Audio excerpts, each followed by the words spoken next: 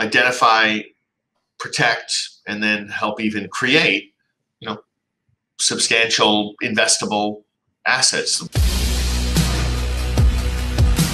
And now let's dive into the financial advisors who, like you said, might be estate planners, might be CPAs, might be looking for a higher level of service and expertise, and really, I like to say, bringing in the dream team, right? I mean, it's best when we niche focus, like capital gains tax solutions. Although we say solutions, we try to present the top 5 or so: the 1031 exchange, the Delaware statutory trust, the charitable remainder opportunity zones, and the deferred sales trust are our main 5. But we niche focus on the deferred sales trust.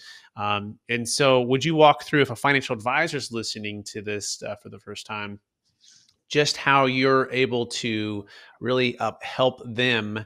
And I like the way you put it on your website, your in-source investment team, and what that looks like. Mm-hmm. Mm-hmm. So, as we mentioned before, the vast majority of our clients, we have some institutional clients, endowments, foundations, those sorts of groups. But the bulk of our assets come through financial intermediaries for the reasons you described. And if you're a financial intermediary, you have you have a bit of a challenge, which is you're probably not, no offense, expert at managing money. You can't be an expert at all things, right? But with the work you do for your clients, the whole point, of course, is to identify, protect, and then help even create substantial investable assets, liquid assets, money. So we see a lot of solutions. We see advisors try and manage the money themselves. That's probably not their best and highest use in many cases. In many cases, it's the tax work or the financial planning or whatever that kind of got the clients in the first place, right? And that will also be limiting from a practice perspective. The more clients you get, the more time you'll have to spend managing money, the less time you'll have to spend with your clients doing the planning and servicing and getting more clients. So it's deleveraging from the financial advisor's kind of business model or practice perspective. So that's an issue. You could hire someone to manage the money. They may be good, they may not be good. You got to find the right person. They can be very expensive if they're really good. And then you've only got one person.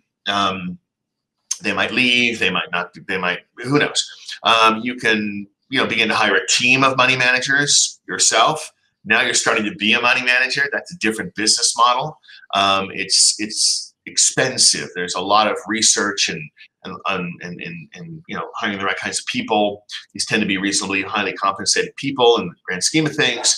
And then I would argue you're really going down a tangent, getting away from your knitting, so to speak, which is never a great idea. You can outsource the money to a number of different kind of turnkey asset management platforms. They're called TAMPs. These are places where an advisor can put money with a couple of other managers, and it's a little remote control, a little distant. They're vendors. They're selling you their service. They'll spend a lot of time convincing you why you should hire them, and then the rest of their time,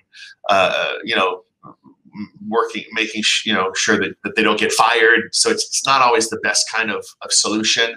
They're not really integrated with your practice. They're not aligned with you and your clients. They're a vendor, and they have their own set of interests and motivations.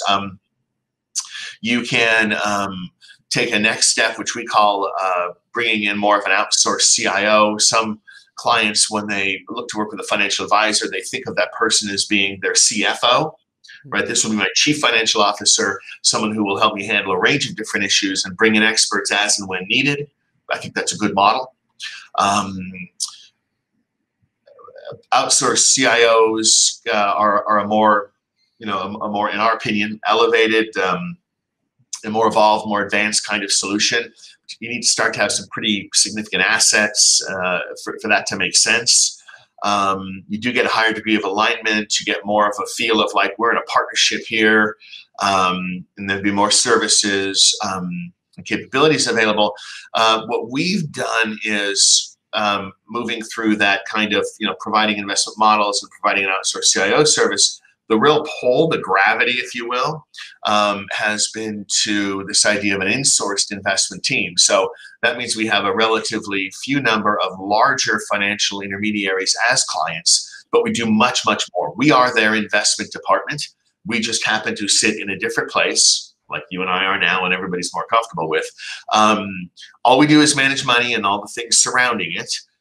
We, in many cases, do everything for them. I mean, literally everything that has to do with managing the money.